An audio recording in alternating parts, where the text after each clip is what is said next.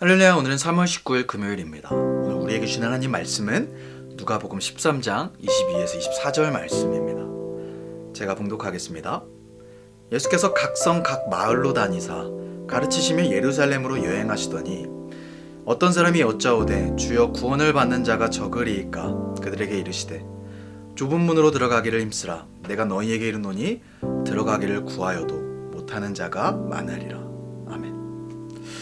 오늘의 말씀은 구원을 얻는 자가 적으니까 라는 어떤 이의 질문으로 시작합니다. 그런데 예수님께서는 그 수가 적을지 혹은 많을지에 대한 말씀이 아닌 어떻게 해야 구원을 얻을 것인가를 말씀하십니다. 그리고 그에 대한 대답이 24절에 나옵니다. 24절의 말씀입니다. 좁은 문으로 들어가기를 힘쓰라 내가 너희에게 이르노니 들어가기를 구하여도 못하는 자가 많으니라. 아멘.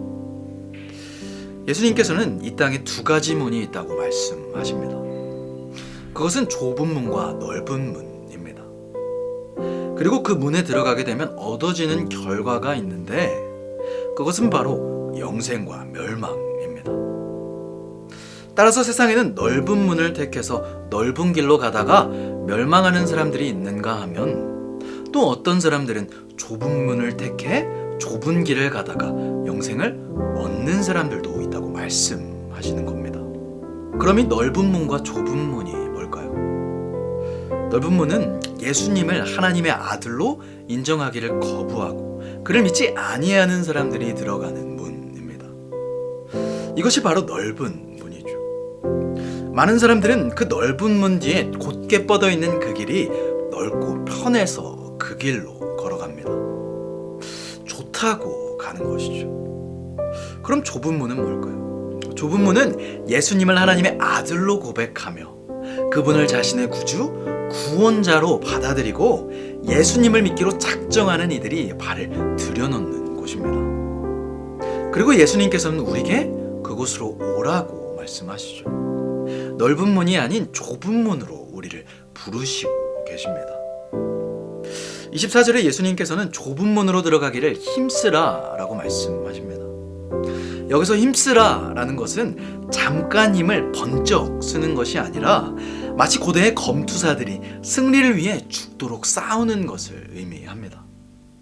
즉 좁은 문으로 가는 것은 예수를 믿는 것인데 그냥 믿는 것이 아닌 최선을 다해 목숨을 다해 믿으라는 겁니다. 우리는 주변에 쉽게 볼 수 있습니다. 세상적으로 누릴 만한 것들을 다 누리는 사람들. 건강에서부터 시작해 자녀의 복, 재물, 권세, 명예 등 이것저것 다 누리는 사람들이 정말 많습니다. 그러나 그런 사람들 중에서도 예수 믿는 거 하나만은 실패하는 사람들이 있어요.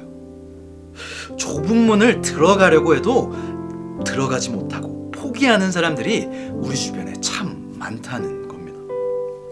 예수님께서는 이것을 경고하는 겁니다. 아마 사람들은 점점 더 넓은 문으로 들어가길 좋아하고 예수 믿기를 거부할 겁니다. 이 시대엔 신앙을 가진다는 것 자체가 고리타분해 보이고 오직 예수라는 말 자체에 거부 반응을 일으킵니다. 다양성을 추구해야 하는데 획일화된 진리를 믿으라 하니 말입니다. 그러나 그런 시대에 살고 있음에도 예수님을 나의 구주로 고백하고 그분을 믿고 따르겠다고 좁은 문을 선택하시는 우리 신앙인들이 얼마나 대단한지 모릅니다. 아니 이것만큼 우리에게 큰 축복과 기적이 있을까요? 내가 믿고 싶다고 믿었습니까? 내 의지가 강해서 믿게 된 겁니까? 아니죠. 우리는 하나님의 은혜로 믿게 된 겁니다. 에베소서 2장 8절은 말합니다. 너희가 그 은혜로 말미암아 구원을 얻었나니 이것은 너희에게서 난 것이 아니요 하나님의 선물이라. 아멘. 우리는 하나님께 선물을 받은 것이죠. 예수 그리스도의 묶인 삶으로 예수 그리스도를 믿고 의지할 수 있는 삶을 하나님께 선물로 받았다는 말입니다. 이 사실 하나만으로 우리는 영원히 하나님을 찬양하고 감사해야 할 것입니다. 그런데 중요한 사실이 하나 더 남았습니다. 그것은 바로 좁은 문에 들어섰다고 해서 모두가 좁은 길을 가냐 하는 겁니다. 좁은 문을 들어서면 모두가 좁은 길을 가는 것이 너무나 당연한 상식이지만 실제로는 그렇지 않은 경우가 더 많습니다. 좁은 문에 들어서기와 좁은 길을 걸어가는 것이 별개의 것이 아님에도 불구하고 마치 그것이 별개인 것처럼 신앙생활을 하는 사람들이 있습니다. 다시 말해 예수 믿기와 예수 쫓아가기를 일치하지 못하고 그것이 다인 줄 아는 사람들이 있다는 말입니다. 신앙 고백은 신앙생활로 이어져야 하는데 고백과 생활이 이어지지 않는 사람들이 있다는 겁니다. 성도 여러분, 좁은 문으로 들어오셨습니까? 좁은 문으로 들어온 사람은 좁은 길을 걸어가야 합니다. 좁은 문으로 들어온 사람은 넓은 길을 기웃거려서는 안 됩니다. 사실 이렇게 말씀을 전하는 저도 망설입니다. 주님의 종이 되겠다고 결단했지만 여전히 그 좁은 길이 걱정됩니다. 그러나 성도 여러분, 그거 아십니까? 좁은 길은 분명하기에 때때로 우리에게 큰 힘이 됩니다. 저도 신학교에 처음 들어갔을 때부터 지금까지 고민이 됩니다. 걱정이 됩니다. 이 길이 물질적으로 어려운 길인 줄 알고요. 갖은 고난의 길인 걸 압니다. 그러나 이 길이 좁은 길이라는 것을 확신하기에 가슴속에 알 수 없는 든든함이 있습니다. 기도의 자리로 가면 알 수 없는 힘이 납니다. 왜? 하나님이 이끄실 것을 알기에.